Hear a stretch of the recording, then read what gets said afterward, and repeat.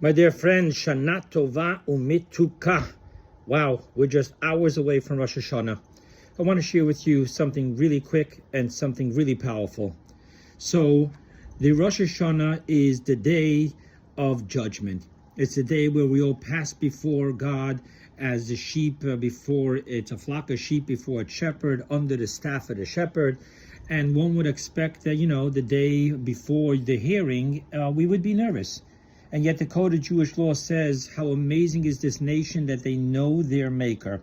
For already on the day before Rosh Hashanah, the law mandates that we dress in festive clothing and we eat a festive meal and we rejoice. Now, this may sound very poetic, but I share with you, this is the secret of Rosh Hashanah.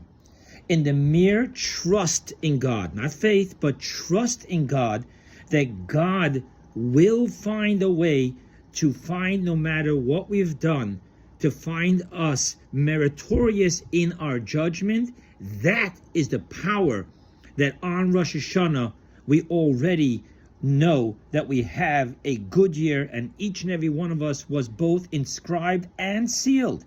Now, even though normally we're sealed on Yom Kippur, however, it says clearly in the Talmud that the righteous ones already on Rosh Hashanah are not only inscribed, but totally sealed for a good year.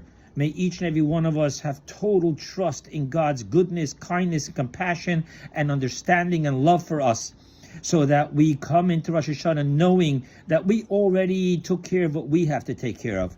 Now let's deal with God's needs, that His children know Him. Shana Tova.